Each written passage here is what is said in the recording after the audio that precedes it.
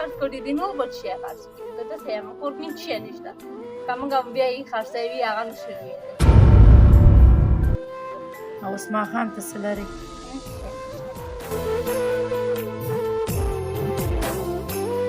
ویډیو نه خو مرګ ښه دی هڅه خو ښه دي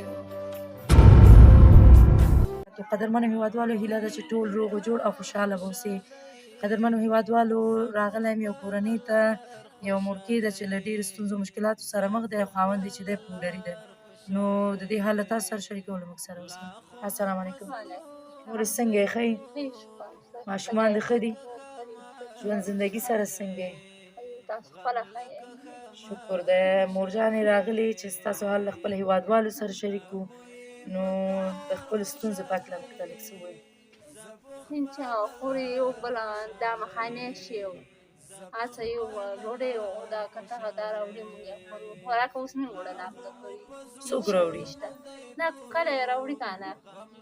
خلک ګاونډیانو دا هر یو راوړي نو تاسو د ګاونډیانو لاسته ناست یئ؟ نو څنګه وکړو مې خاوند مې پوډري دی ولې کاروبار څه نه کوي؟ نه که نه نو دا پوډر هم خو په پیسو کېږي نو پوډر بیا د کوم ځای نه شپه ورځ به ورک وي یو شی نشته کور کې بل شی خرڅ کړي کور کې که هغه نه لرو کاسه نه لرو یو شی نه لرو خو خرڅ کړي دي نور بل شی خرڅ کړي زه داسې یم کور کې هېڅ شی نشته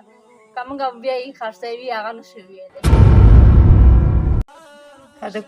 کور سامان خرڅوي نو اوس چې کور کې نشته نو بیا دا څنګه کوي پوډر څکي پیسې د کومه کوي همونه بیله ده مورې او تاسو سره مرسته نه کوي نه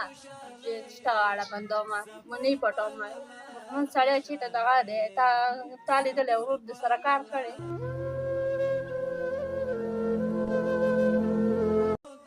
خدمت یې کړی وه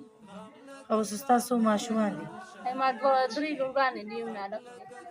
نو دا خاوند چې پوډر څکي نو بیا ته څه کوې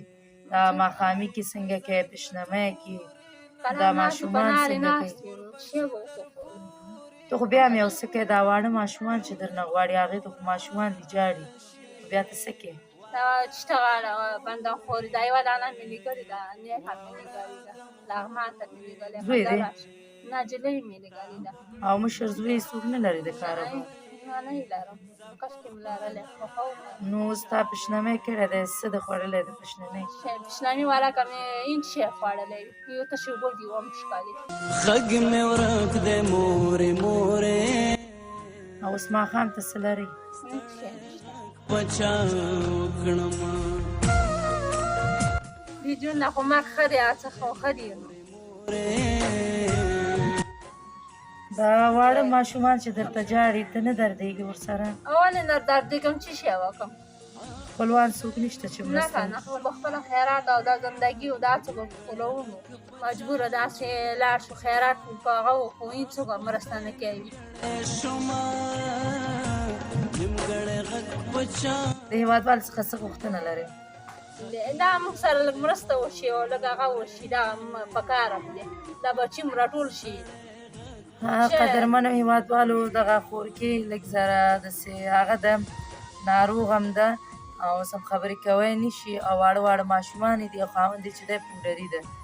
نو ډېر زیات ستونزې لري خو ویلی نه شي سم نو هیله کوم چې د دغې کورنۍ لاسنیوی وکړي که چېرې غواړې مرسته وکړي نو زما د وټساپ شمېره ده 0 اویا 9 څلور 2 څخه مننه